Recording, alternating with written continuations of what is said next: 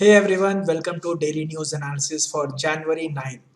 In this section, we look at some important news that is relevant for your CLAT and other law entrance examinations, the kind of news that you can find as a passage, and the kind of news that you should be aware of as far as national and international affairs are concerned. So let's start with this session. The first news is regarding that despite Supreme Court order, the unmarried women who have crossed the 20 weeks of pregnancy, they are denied abortion. So although the Supreme Court has passed the order that even the unmarried women have the right to go for an abortion, even if it has crossed 20 weeks, up to 24 weeks it's allowed. However, it has not changed in the MTP Act. The Act is not amended yet. So because of that, despite the Supreme Court order, the single women, they find it difficult for the judgment to be implemented and to get abortion. Like in this article says that Mumbai-based Shalini, some name has been changed, walked into the state-run JJ hospital in December last year seeking an abortion. She was turned away. Doctors at the hospital decided that her case was legally complicated because Act says something, Supreme Court says something, so it's legally complicated. Whether we can allow it or not, that was not clear.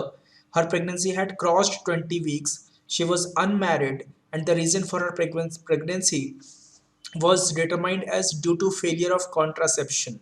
She then approached the Vadia Hospital, a charitable institution, which too turned her away.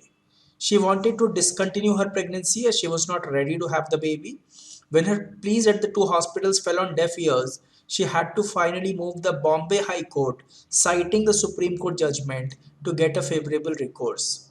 Despite the fact that in September last year, a three-judge bench of the Supreme Court passed a judgment that unmarried women too can terminate their pregnancy until 24 weeks, the situation on the ground remains dismal.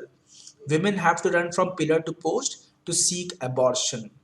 See, the thing is that there is this Rule 3 Clause B. Rule 3 Clause 2 Subclause B of the Medical Termination of Pregnancy Amendment Rules. It does not permit single women to abort after 20 weeks. So the rule is discriminatory. It allows only special categories like the survivors of sexual assault, minors, widows, or divorcees, or women with disabilities. So a malformed fetus or women stuck in humanitarian emergencies, only these categories can have the abortion after 20 weeks, up to 24 weeks. So this is discriminatory. Supreme Court has already said that this is discriminatory, and Supreme Court has allowed the unmarried women to have abortion after 20 weeks, up to 24 weeks. But this is not there in the Act. The amendment has not been made in the Act. So the MTP Amendment Act 2021 introduced a key change in Section 3 by extending the upper limit for termination of pregnancy from 20 to 24 weeks for special categories, not for everyone. The top court went a step further, ruling that marital status should not be a barrier for women to seek an abortion up to 24 weeks of pregnancy. So even the unmarried women can seek that. Under Section 3(1) of IPC, termination of pregnancy is a criminal act if it does not fulfill the MTP conditions. With the law not amended, this has chilling effect on doctors when the police are not aware of the Supreme Court judgment. The government will have to step up to promote safe abortions, irrespective of the fact that the woman is married or not. This can include putting up awareness boards outside hospital citing the judgment. So hospitals have to be made aware about the Supreme Court judgment till we do not change, we do not amend the Medical Termination of Pregnancy Act. Currently, there is no mechanism under the rules to monitor the movement of abortion pills, and there are some popular drugs that are used for medical abortion at clinics, but it's until and unless the people are not aware of the judgment, this confusion remains. So abortion laws in India needs to be changed. This news we have already discussed that Supreme Court must lay down rehabilitation norms for eviction from public places. Like there was this judgment where Supreme Court intervened and stopped the forcible eviction of some 50,000 people from Haldwani in Uttarakhand, where the occupants are accused of squatting on railway property for decades. The Uttarakhand High Court had taken a tough stand against the residents and passed a slew of directions that would have entailed their eviction within a week, backed by force, including the deployment of paramilitary forces. It is significant that the bench underscored the human angle to the issue and spoke about the need for rehabilitation before eviction while staying the order. So, just like the Uttarakhand case, there could be other cases as well. So, in this article, it is said that, that the Supreme Court must lay down rehabilitation norms, that in public spaces, if eviction has to happen, what are the norms? If the people are living since decades, like in this case, there were people living from 50 years to 60 years. So in this case, what should happen? What is the procedure and how the eviction can take place? That needs to be there. Then this news also we discussed in one of the previous sessions, where that the University Grant Commission has announced the draft regulations for setting up and operation of campuses of foreign higher educational institutes in India. The proposal allows a foreign university among the top 500 global rankings, or a foreign educational institute of repute in its home jurisdiction to apply to the University Grant Commission to set up a campus in India. The object in promoting India as a global education destination is to primarily save the loss of foreign exchange. So the UGC announced the draft regulations for setting up an operation of campuses on foreign higher educational institutions in India and invited feedback from stakeholders.